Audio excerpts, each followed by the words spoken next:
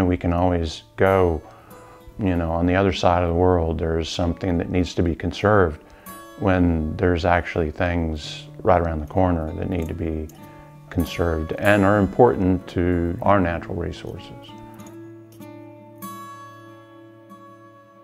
Having been an urban biologist, it was always kind of a challenge to kind of get people to think about what's right in their own backyard.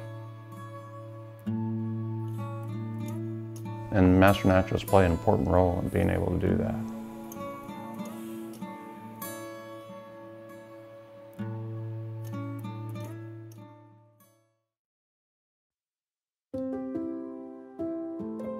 What we as urban biologists began to realize very early in the inception of the urban program in Texas Parks and Wildlife was the need to clone ourselves, because we were absolutely in so much demand to provide technical guidance on ecological systems that we could not fulfill the need. We realized that if we didn't have a core of volunteers that we could draw on for that it was going to be really difficult for us to reach very many people. People working in conservation and resource management at the city, county, state, and federal level will never have enough staff to accomplish the work that needs to be done. So it's through a core of trained and dedicated volunteers you can really move the needle, really accomplish so much more. We needed people to be urban biologists who understood the ecosystems, who could go when we were not able to go to public meetings to represent the prairies and the forests of our state, as well as having people be able to know what their local park needs from an ecological perspective and be a voice for that local park. And so it was from that desperate need that this program arose.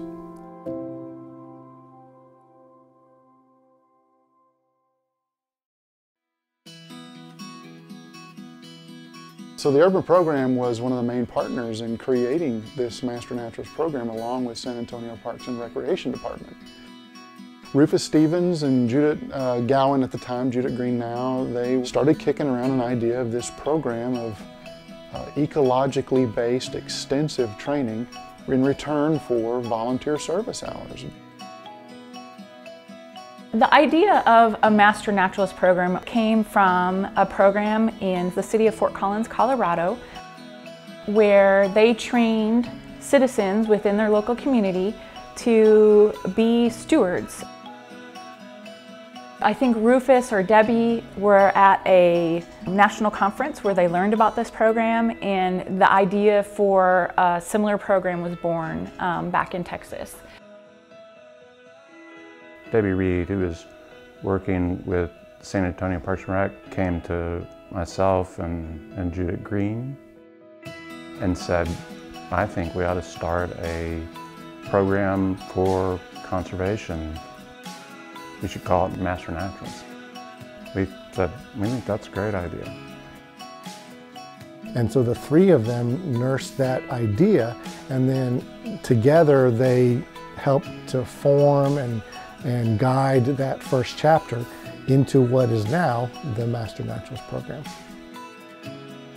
The sky was the limit as to how we put this together. Had a lot of people with input, really great ideas to help get us started. We were all committed to making it the best it could be. All of us got to see it from its inception. It was really a group effort, where there were all these people who came together that made it happen.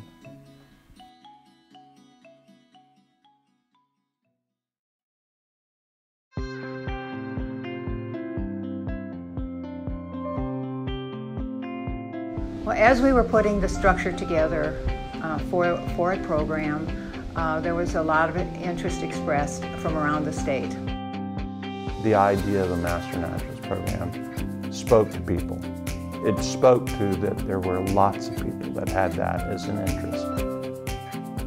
There was so much enthusiasm for what was happening in San Antonio. There was a person who heard about it in Dallas and already had begun to say, we need this in Dallas. there were a lot of people in the Dallas conservation community that said, we want it now. And so of course I said, okay. Our Master Naturalist program grew from the chapter in San Antonio and the chapter in Dallas, basically as a groundswell of volunteers who heard about the program, who got their local Parks and Wildlife and Extension staff involved. They said, we'd like to bring this to our county or to our group of counties. Will you help or will you allow us to do this? And at that point we realized that it was going to take off. Because right after that it was Houston and then Austin, and then we were off to the races.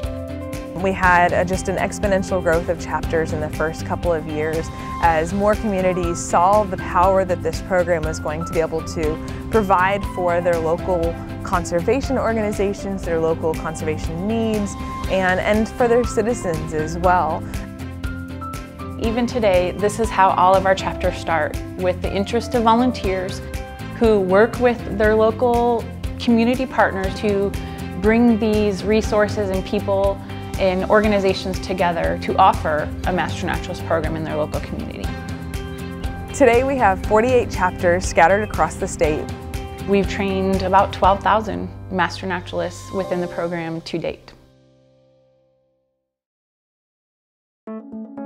When a Master Naturalist joins the program, they're usually there to learn about what they see around them. They want to know what these flowers are, they want to know what these birds are, what these bees are, and they want to understand how all of these parts and pieces work together. First, they get a broad overview of Texas natural resources. After that, their training really specializes on the local natural resources around them. They learn about the land management, land use history. They'll learn about the ecoregion that they're in, the plants, the wildlife, the river and water systems, everything that makes that ecosystem what it is. So they really become experts in their local natural resources. Our volunteers give back over 430,000 hours of service on an annual basis. They're providing management assistance or recommendations to small acreage landowners. They're turning dirt and developing trails, helping us with stewardship projects, research, outreach, and education. They provide an invaluable education for our public and for our policymakers about the conservation needs of our state. Master Naturalists are having impact way beyond what anyone ever would have thought 20 years ago.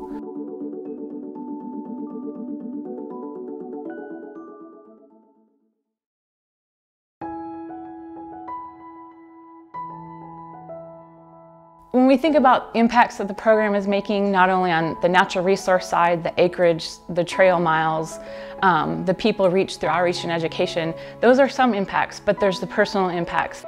They're the ones that bring the tears to my eyes.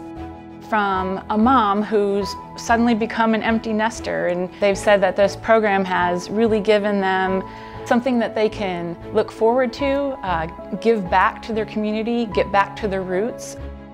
Other people I know have gone through the program and found their soulmate. We have Master Naturalists that have got married. They're involved not only in the chapter itself, they take it far beyond. It's become a real integral part of their life.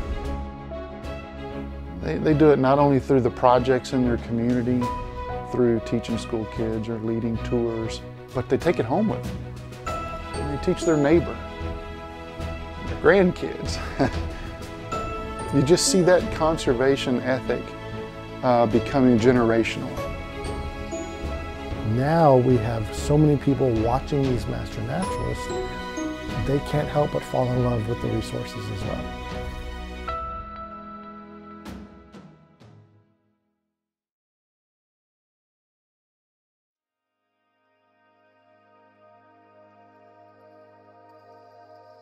I love quotes, and I read a couple books of quotes each morning. And one of the quotes is by Sir Thomas Browne. And he says, "We have within us the wonders that we seek around us."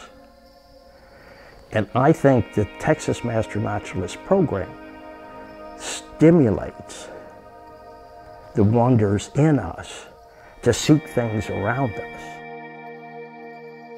The Master Naturalist program simply amplifies what that person is in his or her spirit. There's something innate about them, about their upbringing, about their experiences, about their personal passion that draws them to these projects. And the program simply helps them to thrive and gives them the tools they need to show that passion to others. I think there is an untapped pool of people who have that passion for natural resources, yet not the professional background. And that it's a great opportunity through this program to be able to tap into that. I think that everybody has an interest in some facet of natural resources, be it slugs and snails, that may be your interest. And it may be because you love escargot that you're interested in snails. I couldn't foresee somebody saying, well, there's nothing here for me to volunteer on. It will find you if you look for it. Every Master Naturalist I know just has a special heart for our native ecosystems, whether it's for plants or for wildlife or for geology, whatever that is. There's just a love and a passion in their heart for that. And it also just seems to kind of have to come out of them. If you're around them and there's a question about something that you see, they're going to be telling you what that is and why it's there and what its value is. I just have tremendous respect for their knowledge, for their never-ending desire to learn, and for their never-ending desire to want to be outside doing things for wildlife. If they're out there working for our natural resources, it's going to be okay.